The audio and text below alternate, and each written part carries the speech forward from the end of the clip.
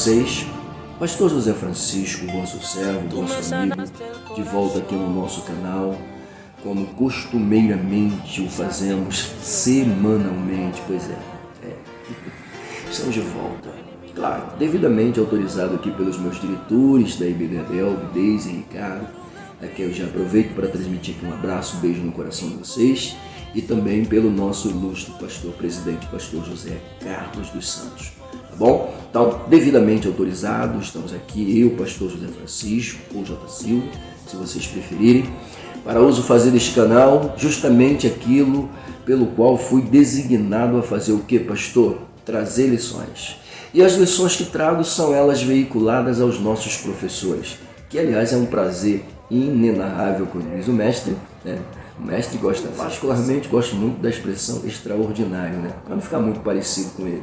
Bom, mas enfim, é um prazer extraordinário me dirigir aqui aos professores, trazer lições, tá? Que com certeza servirão aí de pauta, de ajuda para os nossos mestres, tá? A quem eu me dirijo semanalmente e, é claro, nesse trimestre tendo o privilégio de fazê-lo para os professores dos jovens e adultos ao mesmo tempo. Ok? Bom, hoje nós estamos aqui para estudar a lição de número 11, lição essa que traz como evidência o profeta Ageu. Só para constar, Ageu está alocado aqui dentro da rela dos chamados profetas menores, que são 12. Automaticamente ele é o 10º profeta a ser estudado. Então, nossa lição de hoje está pautada e voltada, focada nesse personagem, tá? Sobre o seguinte título que o autor coloca para a gente: atenção para com a casa de Deus, ok? Atenção para com a casa de Deus. Automaticamente é um tema que realmente merece muito, mas muito a nossa atenção, literalmente, né? Bom, o texto do dia, ele diz o seguinte: assim diz o Senhor dos Exércitos, aplicai o vosso coração aos vossos caminhos, subi o monte, trazei madeira, e edificai a casa, e dela me agradarei, e eu serei glorificado, diz o Senhor. Ageu, capítulo 1, versículos 7 e 8. A síntese, por sua vez, diz o seguinte: a ação do Espírito de Deus nos liberta do comodismo e da indiferença, fazendo-nos valorizar aquilo que realmente é importante para Deus. Coisa linda isso aqui, né? Meu Deus. Bom, agenda de leitura de segunda a sábado, descrições apresentadas pelo autor, pautadas dentro das referências bíblicas que ele coloca aqui. A primeira delas, em 2 Crônicas 36:23, é a permissão do rei da Pérsia para a construção do templo. Isto vale dizer que veio a ocorrer no ano 537, há quem diga 39 e 38, mas no ano 537 a.C., tá? Uma leva de aproximadamente 53.260 judeus israelitas estão voltando para casa sob o comando de Zorobabel ou Sesbazar, se vocês preferirem. Enfim, durante esse período, esses que estão retornando voltam com a missão de reedificar o templo do Senhor. Amém? Muito bem. Depois desta, temos ainda mais duas relações que também irão retornar para casa. A segunda vai acontecer no ano 438 a.C., sob a liderança de Esdras, e com ele vem exatamente 29.810 judeus israelitas. Ok? E a última leva vai estar retornando no ano 444 ou 45, tá? Sob o comando de Neemias, para ser mais exato. E quantos retornam, pastor? 31.089 cabeças. Falou? Só para constar, lembrando que a primeira fica responsável, tá, pela reconstrução do templo. A segunda retorna com a missão da espiritualidade, porque é Esdras, o escriba sacerdotal, que está retornando. E a última, tá, é Neemias trazendo o povo para a edificação ou reedificação dos muros. Falou? Mas isso aí merece muito mais tempo para a gente aplicar. E essa lição aqui não é sobre esses detalhes da segunda nem da última, é da primeira. Falou? E o personagem em evidência aqui é Ageu. É sobre ele que a gente quer falar. Então, continuando aqui, Bom, ele vai colocar na terça, Esdras, capítulo 3, versículos 6 a 10. E vai colocar a descrição dizendo: os alicerces do templo são fundados. Eu coloquei uma observação dizendo sim, só que antes de fato os alicerces do templo serem colocados, eles ficam 7 meses em casa e levantam o altar do holocausto. Isto para eles já foi uma grande conquista, tá? E é claro, festejam, sacrificam, enfim, e só vão de fato colocar os alicerces do templo 2 anos depois, tá, de estarem em casa. Olha só. Só que quando começam, vem as oposições. E aí a gente vai para a terceira descrição do autor. Esdras capítulo 4, versículos 23 e 24. A forte oposição que resultou no embargo da construção do templo. Tá? E isso aqui merece muita atenção. Tá? Foi ocasionada por residentes alocados ali. Pega isso aqui. Desde o tempo da remoção de Israel, reino do norte, ocorrida no ano 722, que era comum a Síria fazer isso, tá? Esses elementos que estavam ali, eles foram colocados ali pelo rei da Síria, ok? E por um tempo eles chegaram até a servir o Deus dos céus, porque um castigo se acometeu sobre eles e eles precisavam aplacar, como eles chamavam, né, a ira do Deus da terra, pensando que Deus era apenas um Deus local, como era costume das nações terem seus deuses locais, tá bom? Bom, enfim, Deus remove o castigo e eles agora, vendo os judeus retornando para casa com a missão de reconstruírem o templo, eles se oferecem para ajudar e vão lá de boa vontade, né? Bom, se havia interesse eu não sei, mas estão lá de boa vontade para ajudar e são rejeitados. E essa rejeição vai se tornar uma oposição deles e vai gerar um embargo que vai durar cerca de 15 anos, tá? Para que os judeus voltem de fato a reconstruir o templo. Olha só, que coisa, né? Muito bem. E aí, a quarta descrição está baseada em Ageu, capítulo 1, versículos 13 e 14. Tá? Descrição essa que diz: Ageu anima Zorobabel e Josué na edificação do templo. Lembrando que isso aqui é muito importante, porque a motivação teria que partir dos líderes aqui citados. Zorobabel, o governador, o príncipe. Josué, o líder espiritual e sumo sacerdote. Ok? Isso aqui já pega, né? Aperta. Finalmente, a gente chega então aqui na quinta descrição, em Esdras capítulo 5, versículos 1 e 2, e ele coloca aqui: sob a palavra dos profetas Ageu e Zacarias, a obra da reconstrução é reiniciada. Bom, desta vez sem embargo, e mesmo que tivessem, o povo estava focado, ok? Deus só não havia despertado, tá, o espírito de Zorobabel e Josué, como também do povo, para a reconstrução. Coisa linda, né? E aí, a gente vai fechar Ageu, capítulo 2, versículo 9. A promessa da glória da segunda casa, e a gente completa, né? Vamos lá. A promessa da glória da segunda casa seria maior do que a da primeira. Bom, a declaração primeira aqui, senhoras e senhores, é uma referência a um mega templo que Salomão construiu. Templo este riquíssimo. Só que desta vez esse templo aqui não tinha a mesma beleza, a mesma riqueza, tá? A mesma pompa que o primeiro tinha. E isto acaba gerando um desânimo no povo, ok? Mas o que nós aprendemos aqui, e o povo também vai aprender, é que a adoração era veiculada a Deus. A glória seria para Deus e não para o templo, como o povo fez com o templo de Salomão. Chegavam a ser ávidos a afirmarem que ninguém destruiria aquele templo, porque era templo de Deus. Era uma glória assustadora, espantosa. O povo adorava o templo e Deus permitiu que o templo fosse destruído. E agora Deus está dando um templo para ele que não tem a mesma riqueza, a mesma beleza, mas o que mais importava ali dentro era que a glória que ele haveria de derramar fosse retribuída a ele em louvor, adoração e gratidão. Pegou a visão? Vamos embora, deixa eu sair daí. Vamos para os objetivos. Bom, vou primeiro explicar, tá, o contexto histórico que abrangeu a pregação ou as pregações de Ageu. Segundo, mostrar como o profeta exerceu um papel fundamental para a primeira leva de judeus que estava voltando para Jerusalém. Entender que devemos dar a Deus o primeiro lugar em nossas vidas. Pegou? Muito bem. E aí a gente chega na interação que eu chamo de prévia do autor. Muito bem. A mensagem que ele coloca aqui na sua prévia é dizendo que o objetivo da mensagem de Ageu era incentivar, motivar o povo a retomarem a construção do templo. E ainda vai dizer que por intermédio da mensagem de Ageu nós aprendemos algumas lições. Qual? A primeira que ele coloca aqui é que não devemos focar no passado, tá? E permitir que o saudosismo nos domine.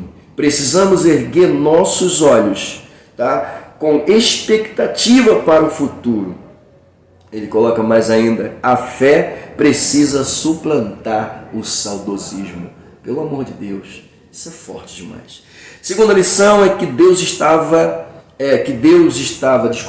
atentava para a reconstrução do templo. Por quê? Porque o templo era um lugar de adoração, era um lugar de comunhão, era um lugar de culto, tá? Um lugar onde o povo iria verdadeiramente adorar e buscar a Deus. Então Deus estava atentando para isso. Tanto é que a gente vê isso com muita evidência no texto do dia, ok? Muito bem. A terceira lição que ele coloca aqui dentro da sua prévia é que as lutas e provações, elas devem serem vistas, tá? Como oportunidade de nos aproximar mais de Deus, ok? Em meio às dificuldades devemos olhar para o céu e aprender a confiar no Senhor, porque dele vem o nosso socorro bem presente na hora da angústia. Falou? Deixa eu sair daí, vamos para o texto bíblico. Por quê, pastor? Senão eu fico preso. Vamos lá. O texto bíblico está baseado aí em Ageu, capítulo de número 1, versículos de 1 a 8. Eu vou fazer o seguinte com vocês, tá? Eu não fiz nenhuma aplicação aqui. Não, nenhuma. Então, eu não vou fazer essa leitura. Eu vou apenas deixar registrado aqui, tá bom? Fiquem à vontade. Cuidado para não se perderem, como eu sempre falo, porque chama atenção. Só para vocês terem uma ideia, o versículo, o texto que li, é lindo demais, dá vontade de ficar preso. E o livro do profeta Ageu, vou te falar, prende a gente, tá bom? Então, não vou ler, até porque eu não vou estar cometendo nenhum pecado gravíssimo em relação a isso, fique tranquilo. Por quê, pastor? Porque na abertura da lição, isso aqui vai ser lido. E aí na sala de aula você fica à vontade, se quiser ler de novo, se não quiser também, não tem problema nenhum. Falou? Até porque tudo que eu estou passando para você aqui, desde o texto, desde o título da lição, tá? Até chegar à introdução da lição propriamente, isso aqui automaticamente eu resumo tudo quando eu estou dando aula. Vou direto. Por quê? Não há necessidade de eu ficar falando. Eu só estou trazendo pautas aqui que você pode utilizar e colocar em evidência e aplicar para os alunos. Agora, uma coisa importante é, por favor, não perca os tópicos da lição, ok? Só para você ter uma ideia, nós temos 3 tópicos na lição. Se em cada um deles você abordar aí entre 15, tá, entre 10, 15 e até mesmo 20 minutos, tá válido. Você vai cumprir um tempo de lição. Qual é o tempo de lição? No mínimo 45 minutos, 50 minutos, no máximo 1h30. Se passar disso já causa enfado, ok? Então, fique tranquilo, centralize, focalize, não conte historinha, tá? Não mude o foco, fique focado na lição. Ah, pastor, mas eu tenho aqui um assunto que realmente se encaixa. Beleza, seja sucinto, tá bom? Não deixe o seu caos ou o assunto que você tem se tornar mais importante que a lição e ganhar mais tempo que a aplicação que deveria. Por quê, pastor? Porque a aplicação é para o ensino, é para o crescimento, é para a edificação dos nossos alunos. Então foca isso, pelo amor de Deus. Tá bom? Bom, vamos lá. Deixa eu partir para a nossa introdução. Bom, quando eu chego na introdução da lição, eu me deparo com o autor dizendo que dentre os profetas menores, tá? Ageu, Zacarias e Malaquias, eles fazem parte de um grupo de profeta que vai estar atuando após o cativeiro babilônico. Ou seja, com o fim do cativeiro, esses 3 profetas estão trabalhando, Então é isso aqui que a gente vê com muita evidência, tá bom? Mas fique à vontade, isso aqui é o mais importante para a gente começar a entrar dentro da lição propriamente. Mas vamos para o tópico de número 1. Bom, no tópico de número 1, como a gente tem visto aí nas outras lições, tá? O autor sempre coloca o tópico de número 1 se referindo ao profeta literalmente. E aqui não é diferente. Tópico de número 1, Ageu. Subtópico de número 1, festivo. Quase falei sua vida, porque isso foi na semana passada, né? Festivo. Gostei. Bom, esse tópico aqui eu deixei ele extremamente resumido. Coisa extraordinária. Ok? Resumido demais. Festivo ou festividade? Já estou partindo logo para o significado. Tá? Significado do nome dele. Festivo ou festividade. Falou? Festividade. Bom, ele é o primeiro profeta. Nós já vimos aqui na introdução que ele, Zacarias e Malaquias fazem parte, tá, do grupo dos profetas pós-exílio, pós-cativeiro, ok? Então aqui na lição automaticamente o autor já coloca isso aqui pra gente. Ele é o primeiro profeta pós-exílio, tá? E o papel de Ageu foi fundamental na restauração do templo. Pelo amor de Deus, que é isso? Sim, a restauração do templo implicaria ou resultaria de fato, tá, com o reinício das festas religiosas em Jerusalém. Olha a importância, tá, deste servo de Deus em relação, tá, a atuar no meio do povo como porta-voz de Deus. Olha a importância. Coisa linda demais isso aqui. Ok? Bom, continuando. O seu papel então foi proporcionar aos seus compatriotas o que, pastor? Motivação. E detalhe, motivação necessária. Deixa eu acrescentar, essencial. Por quê, pastor? Para que o povo não viesse esmorecer, desanimar literalmente ante as dificuldades apresentadas, tá? Dificuldades essas que o autor diz que eles teriam que enfrentar, e de fato teriam que enfrentar. Só que na primeira luta, no primeiro embate, eles recuam. Por isso que o profeta entra para motivá-los a não fazer o que fizeram. Ok? Muito bem. Então, isso aqui está lindo demais. Número 2, ele creu, ele acreditou. Ele acreditou. A sua fé, o autor coloca aqui em evidência, dizendo que a sua fé foi fundamental. Tá? E automaticamente a gente já aprende aqui da seguinte maneira: ele creu. Sua fé também nos motiva, nos ensina, tá, a continuar crendo, mesmo que a situação não pareça favorável, nem expresse nenhuma beleza. Tá tudo feio, tá tudo horrível, estão querendo acabar com tudo. Não tem problema, continue crendo. Continue tendo fé, continue crendo, continue tendo fé. Há uma frase que eu gosto muito: pode faltar tudo, mas se você ainda tiver fé, você tem tudo. A fé, querido. Ok? Então, Ageu profetizou 2 meses antes de Zacarias. A gente termina aqui a pauta, tá? Por isso que ele ganha o seu tom, né, a sua forma de profetizar é um pouco diferente da forma de Zacarias, ok? Enquanto ele está focado no povo, no templo, tá? Zacarias traz uma visão mais escatológica. A gente vai ver isso lá na próxima lição, tá? Então ele começa a profetizar primeiro, tá? Quem sabe, né? Já motivado ali pelo Senhor. Bom, deixa eu ir para o subtópico de número 2. Bom, o subtópico de número 2. Uau! Novamente aqui a gente lembra do que a gente fez, do que a gente mencionou, perdão, na agenda de leitura, o autor traz para a gente aqui em evidência, tá, dentro da sua segunda pauta. O que, pastor? Apesar de fazer parte do grande grupo de exilados que voltou sobre a liderança de Zorobabel, Ageu só veio profetizar, de fato, no segundo ano do rei Dário. Isto vai acontecer por volta do ano 520 a.C. Ok? Faz as contas. Faz as contas. Tudo bem, ele volta como um dos que estão na rela dos 53 mil. Beleza, show de bola.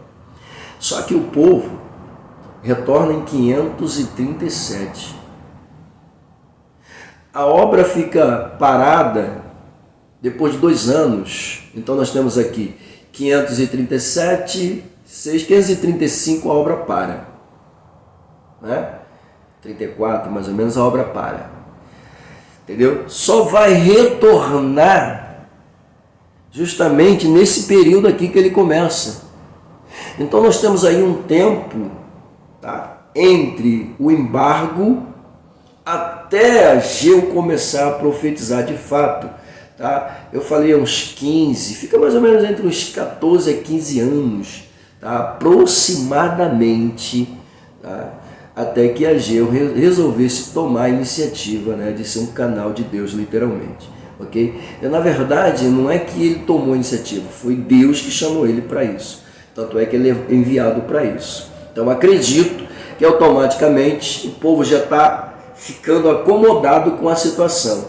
E estando acomodado com a situação, com o coração totalmente voltado para os interesses pessoais, tá, e se esquecendo da responsabilidade, é que Deus vai chamar o profeta Ageu e colocá-lo como seu canal, tá, de correção, exortação e consolação também no meio do povo. Falou? E aliás, diga-se de passagem, a leitura do livro é extraordinária, é linda demais.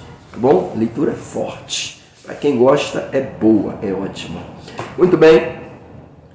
O autor diz que esse primeiro grupo, ao retornar, foi movido por um fervor religioso. Tá?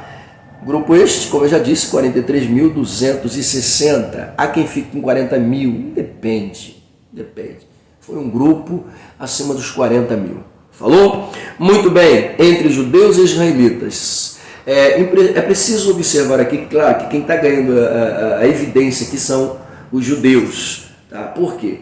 O cativeiro foi designado para eles, para os judeus. Então, propriamente eu posso dizer aqui que são os judeus que estão retornando. Mas é preciso observar que mesmo Israel, que já estando lá durante muito tempo, tá, vai aproveitar o momento do retorno, tá? Vai aproveitar o momento do retorno e vão estar voltando para casa agora uma nação unida e não mais dividida, ok?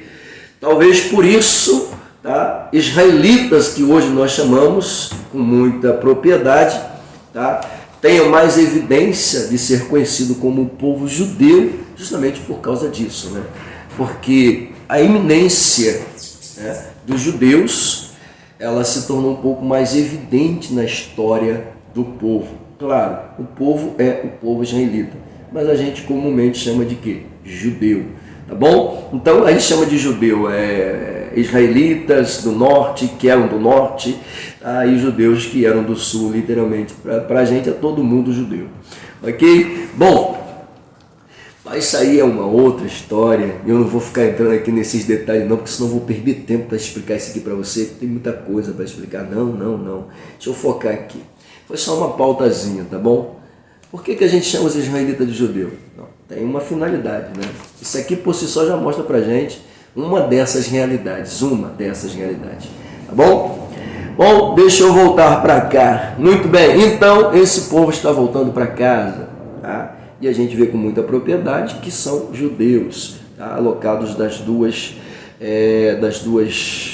regiões, norte e sul, tá bom? Que agora não existe mais a divisão, é um povo só. São as 12 tribos, literalmente, que era o que Deus queria o tempo todo, tá? Deus nunca aprovou a divisão, e Deus nunca vai aprovar a divisão, ok? Até porque a palavra é muito clara. havendo divisão, não tem como haver coesão, não tem. O autor coloca aqui em evidência que eles estavam motivados, estavam alegres, mas pare e pensa. Segundo o autor, eles estão esquecendo, deixando para trás o conforto adquirido, conquistado em Babilônia, para se lançarem numa terra onde eles teriam que trabalhar e muito, e ralar e muito. Pois é. Mas mesmo assim, eles estão focados, estão voltando, estão alegres. Amém? Muito bem, muito bem. Bom, os alicerces do templo são fundados. Aqui, novamente, a gente vê aquela importância de se falar das dificuldades enfrentadas que acabou atrasando a conclusão do projeto, diz o autor. Ok? O povo estava abatido, os interesses dos judeus se voltaram para outras questões. A letargia espiritual levou o povo a reconstruir suas próprias casas, deixando o projeto do templo do Senhor em segundo plano. E foi neste contexto histórico que Ageu foi alocado por Deus como porta-voz. Falou? Fiquem à vontade, deixa eu ir para o terceiro subtópico, estrutura e mensagem do livro. Bom, o livro de Ageu é o segundo menor no Antigo Testamento, possui apenas 2 capítulos. Segundo o autor, pode ser dividido em 4 mensagens. A expressão diz o Senhor dos Exércitos aparece 26 vezes em 38 versículos. Tais alusivos apenas confirmam sua missão, vocação e ministério pelo qual foi alocado por Deus. Amém? Bom, na primeira mensagem, Ageu repreendeu o povo pela falta de envolvimento no projeto da reconstrução do templo. Então temos aqui uma chamada a um exame, literalmente. Ou seja, o versículo de número 6 do livro diz o seguinte: considerai o vosso passado. Sutilmente Deus estava chamando a atenção do povo, de forma muito, muito especial. Estava dizendo que não era tempo de se afastar das obrigações as quais foram destinados a executar. Pois é. Através deste servo Ageu, Deus lhes diz: edifiquem a casa e me agradem. Diante da exortação, o povo resolve atender ao Senhor. Pelo soar da expressão divina, eu sou convosco, diz o Senhor, despertaram para a reconstrução. Coisa linda demais isso aqui. Então temos aqui dentro dessa pauta chamada a um exame, declaração de juízo, a reação do povo, a mensagem de encorajamento. Lindo demais. Coisa linda. Muito bem. A segunda mensagem, ele coloca aqui: após o início das obras da reconstrução, a aparência do templo apresentou-se modesta, inferior ao primeiro templo, e por causa disto o povo desanimou. O autor coloca para a gente dizendo que foi neste momento que o profeta entrou em evidência, motivando-os e dizendo que a glória da segunda casa seria maior do que a da primeira casa, como ele diz aqui, do antigo templo. Ok? Muito bem, queridos, muito bem. Pastor, eu quero mais informação sobre isso. Dá uma voltadazinha lá na agenda de leitura, que temos uma pauta falando mais ainda sobre isso, com mais evidência. Muito bem, nessa segunda divisão, as pautas apresentadas aqui me permitem colocar promessas de bênçãos, espiritualidade renovada, a glória seria maior. Coisa linda demais. Bom, na terceira divisão, na terceira mensagem,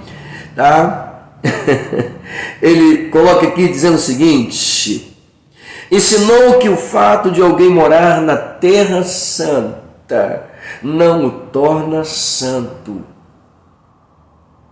Deus mostrou isso aqui com muita propriedade.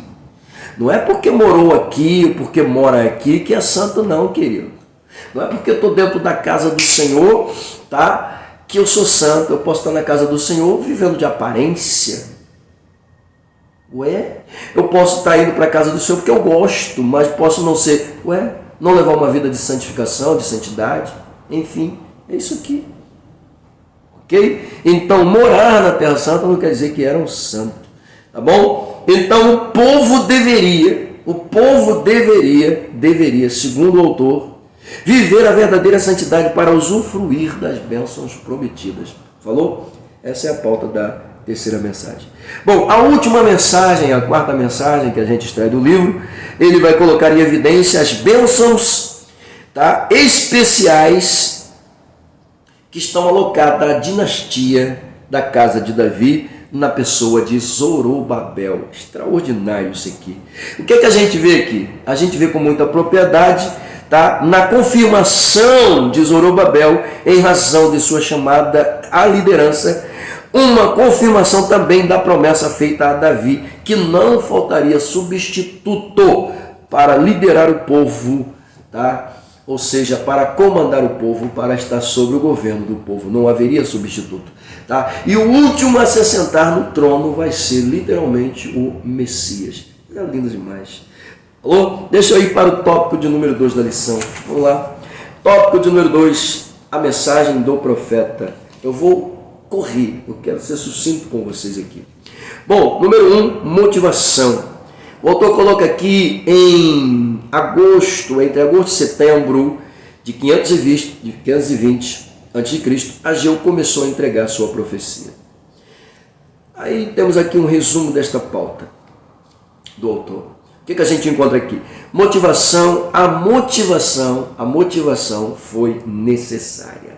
A motivação foi necessária. Por quê, pastor? O autor nos fala da oposição do povo de novo. Ok? Muito bem. Fala de um decreto alocado por Cambises, rei persa. E mediante isto, entra em evidência, ele vai falar sobre a profecia de Ageu ganhando evidência, importância, se incorporando literalmente na fé do povo. Coisa linda demais isso aqui, pelo amor de Deus. Ok? Uma vez que ele, o representante legal do Todo-Poderoso, que era Ageu, o representante legal do Todo-Poderoso, tá? Ficou claro e evidente, coisa linda demais, tá? Que a aparência do templo, através do profeta Ageu, tá, não iria suplantar a glória que Deus haveria de colocar sobre ele. Logo aqui a gente aprende uma lição extraordinária. Qual, pastor? Independente da beleza, independente do vaso, Deus não está preocupado com a ornamentação, Deus não está preocupado com os enfeites, tá? Com os pavões embelezando a estrutura. Não. Deus quer um vaso com simplicidade, um vaso que ele possa usar, um vaso que tenha autenticidade, um vaso que tenha caráter, um vaso que não está preocupado com reputação, mas está preocupado com a vontade suprema de Deus. É isso que Deus quer, ok? Então, querido, Deus não está preocupado com templos suntuosos. Deus está preocupado com a presença dele sendo adorada, independente se o templo é bonito ou feio, se o templo tem beleza ou se o templo não tem. Deus quer saber do povo que está adorando lá dentro. É isso, amado, pelo amor de Deus. Então, motivação, querido, sim, motivação foi a pauta, tá, em evidência colocada aqui pelo profeta Ageu, para que o povo não esmorecesse diante das dificuldades e não rejeitassem a aparência do templo, pelo amor de Deus. Maravilha. Bom, fechando aqui com a pauta do autor, mais uma vez Ageu encorajou o povo a prosseguir, dando pelo menos 3 motivos. Primeiro, o Senhor estaria com eles.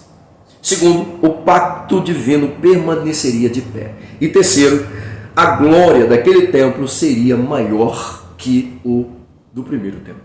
Ok? Enquanto as pessoas desanimavam com os desafios do presente, Ageu prosseguiu de olho na glória do futuro. E aqui a lição que ele deixa para a gente é justamente essa. Devemos focar a nossa atenção naquilo que nos traz esperança. Em que você está focando? O que você está olhando? Ok? Bom, segundo, exortação. Bom, aqui o autor vai falar que Ageu demonstrou a tristeza de Deus de acordo com... Ageu demonstrou a tristeza de Deus ao ser colocado em segundo plano. Bom, vamos lá. Na verdade, eu vejo mais isso aqui como uma desculpa partindo do povo. Para tentar justificarem as suas próprias vontades e deixando de cumprir a vontade de Deus. Bom, se Deus estava triste, não sei. Mas uma coisa eu tenho certeza: os projetos humanos não têm prioridade diante de Deus.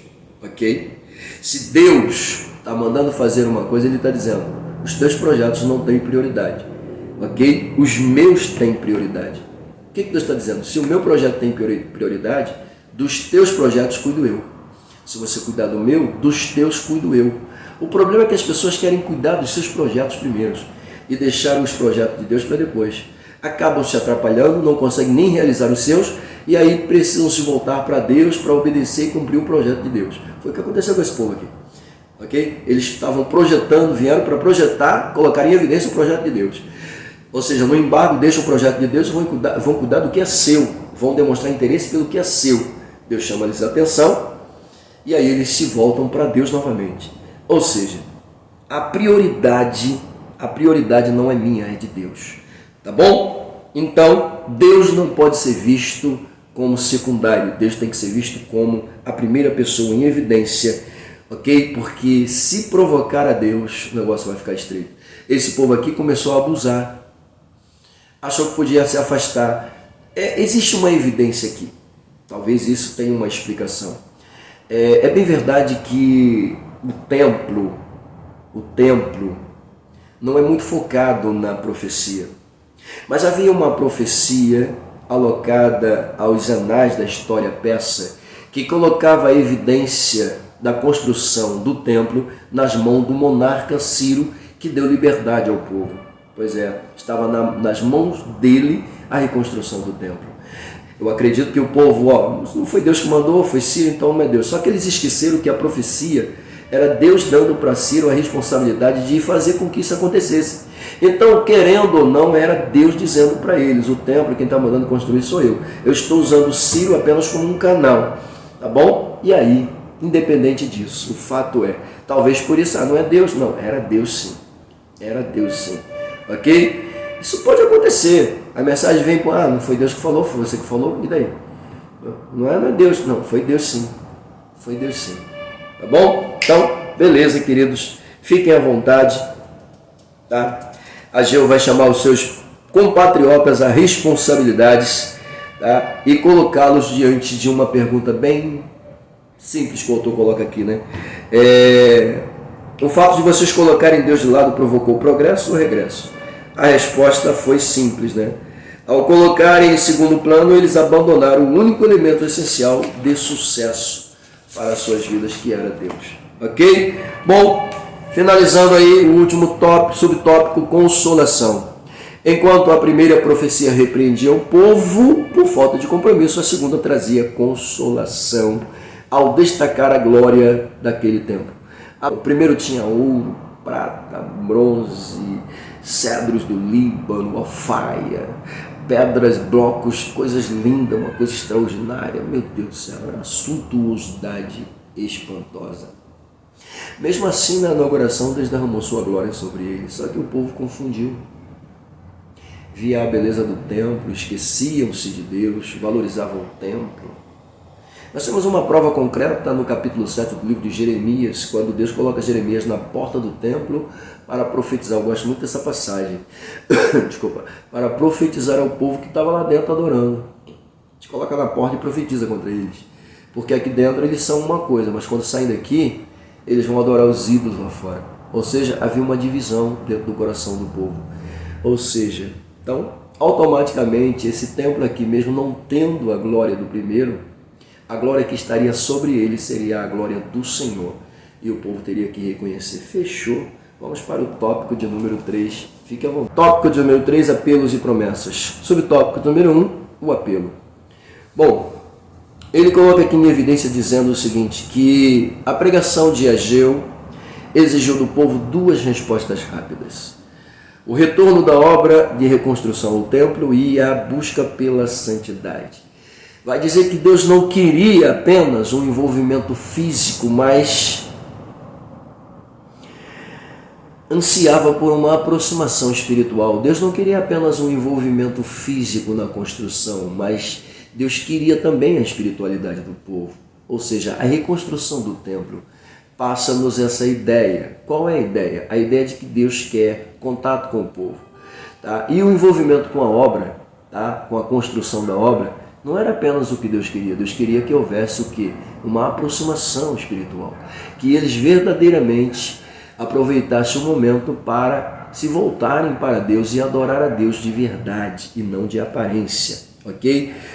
O autor até coloca para a gente aqui dizendo que Deus ele não se preocupa, ele não está preocupado, tá? Ele não quer saber, tá? das ações, ele quer saber da intenção, daquilo que está lá dentro, porque ação qualquer um pode ter, entendeu? Até mesmo que não acredite tem boas ações, tá? Qualquer um pode fazer boas ações, mas a intenção é que chama a atenção de Deus. Falou? Bom, então a importância aqui era observar justamente o que? A santidade. Tá bom? O autor até coloca pra gente aqui, fechando a pauta dele, dizendo que a terceira mensagem entregue entre novembro e dezembro de 520 a.C., tá? Cerca de 2 meses depois da segunda mensagem, destacou a importância de um viver santo ou de uma vida santa. E aí fechando pra gente, tá? Na vida do cristão, santidade não é um item opcional, é essencial. Fechou? Então, ele aloca a questão da santidade em evidência. Falou? Subtópico de número 2, o culto só é aceito quando o altar é restaurado. Essa pauta aqui eu gostaria de ter tempo para falar muito mais sobre o altar, né? Que verdadeiramente é uma coisa impressionante, tá? Bom, aqui a gente vê o seguinte, o culto trata do ritual litúrgico que era apresentado. O ritual litúrgico envolvia cerimônia, envolvia louvor, envolvia oferta, envolvia gratidão, tá? E envolvia literalmente sacrifícios, tá? E é claro, a observação da lei. Então, por conta da seriedade desta cerimônia, senhoras e senhores, Ageu vai fazer duas perguntas. O autor coloca aqui. A primeira: se alguém leva carne santa na aba de sua veste, e consequentemente se a veste tocar em um alimento, porventura, este se tornará santo? O sacerdote responde, claro que não. Não. Bom, ele faz a segunda pergunta. Se alguém tocar em um cadáver e logo após tocar em algum objeto, esse material ficar impuro? A resposta do sacerdote foi imediata, sim. Aí ele continua dizendo, a lição era simples, a pureza não pode ser transmitida, todavia a impureza sim. Coisa linda isso aqui, né? Meu Deus do céu. Naquela época os sacrifícios aconteciam em um altar improvisado em Jerusalém. Bom, é isso aqui que eu disse para vocês, eu gostaria de ter tempo de tratar, né? Tá? Em Esdras, a gente vai ver lá no capítulo 3, versículo 3, que a primeira coisa que eles conseguem levantar é o altar. E para eles aquilo ali foi uma obra magnânima. Tá? Uma obra magnânima. Mesmo já estando em solo pátrio, o altar foi levantado no 7º mês. Não discordo que possa de fato ter sido improvisado. Claro, por que não? Bom, vamos lá. Só que Deus não estava se agradando daquelas ofertas. Pois é, impressionante isso aqui, né? Aí temos aqui o capítulo 2, versículo 14, falando sobre isso. Tá? Havia o fato das leis sacrificiais estarem sendo ignoradas. Por isso as bênçãos de Deus sobre o povo eram retidas. Ou seja, não estavam sacrificando direito, né? Não estavam fazendo a coisa certa. Detalhe, o sumo sacerdote estava lá. Havia uma cúpula de sacerdotes lá. E, no entanto, o povo fazia errado. Quer dizer, na verdade, eles faziam errado aquilo que o povo estava pedindo. Porque quem sacrificava eram eles, né? Muito bem. Então havia... Quem está errando aqui é o sacerdote. Ou seja, está em conivência com a vontade do povo. Enfim, vamos lá. Não havia zelo, as ofertas trazidas permaneciam contaminadas, enquanto o templo estava em ruína.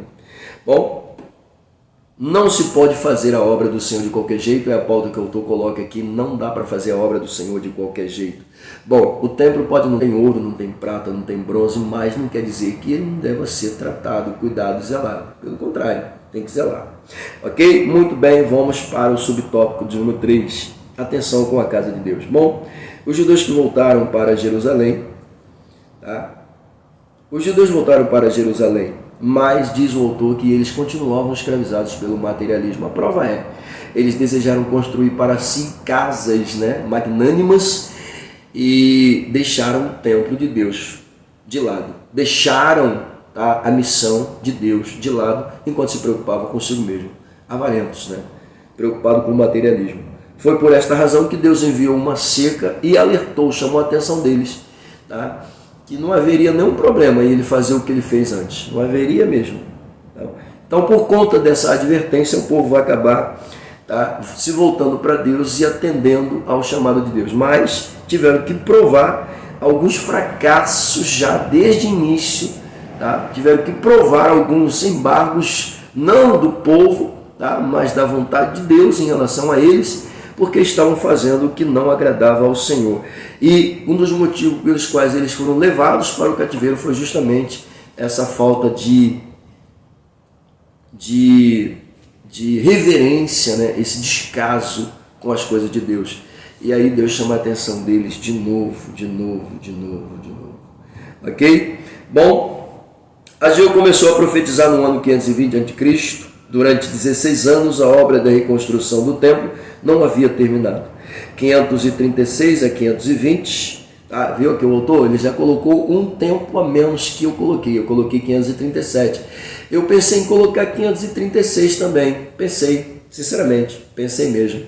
Ok? Mas como eu disse para vocês, a gente trabalha com datas aproximadas, então há aqueles que botam 539, 538, 537, 536. Então o retorno do povo está entre esse período aí apresentado.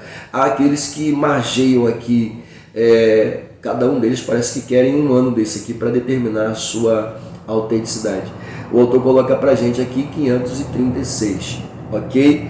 E de 536 a 520, nós temos aí um tempo exagerado com a obra parada literalmente, ok? E aí, depois que recomeça, influenciados, tá, pela voz do profeta, pelas advertências de Deus, tá, eles começam, e após a sua influência, 4 anos depois, no dia 3 de março, mês de Adar, 516 a.C., a obra foi finalizada. Ok? Então a mensagem de Ageu foi aceita pelo povo, tá? E causou uma verdadeira mudança na mentalidade do povo. Ok? O que mudou? Deus disse que seria com eles. Deus disse que a glória da segunda casa seria maior. Deus está valorizando o templo que eles não valorizaram logo de início, mas entenderam. Após as advertências do profeta, tomaram um tino, vergonha na cara, se posicionaram, ok? E à medida que se posicionam, Deus então começa a realizar sobre a vida deles, ok? Aquilo que estava determinado. Finalmente, queridos, a gente chega então na conclusão. Bom, a profecia de Ageu foi completada, diz o autor. O povo teve o efeito rápido, tá? A apatia espiritual saiu do meio deles. Entrou o fervor. Deus envia Ageu para levantar um povo que estava prostrado. Todo o povo temeu e agiu com respeito diante da mensagem do profeta. A reconstrução do templo foi retomada. E Deus restituiu o seu povo. Amém? Deus abençoou o seu povo. Ok? Bom, a palavra do Senhor é muito clara, muito evidente. Eu tenho uma pauta muito boa. Eu queria poder falar sobre ela aqui, mas deixa para uma outra oportunidade. Quem sabe, não é? Mas a gente vê com a mensagem do profeta Ageu a importância, né? A importância da exortação quando o povo está saindo da linha. Então, que Deus te abençoe, querido, que Deus venha te usar, venha te capacitar. Dê uma boa aula, tá bom? Espero que eu possa contribuir com alguma coisa em meio às dificuldades para fazer essa gravação, mas vamos lá, deixa Deus trabalhar.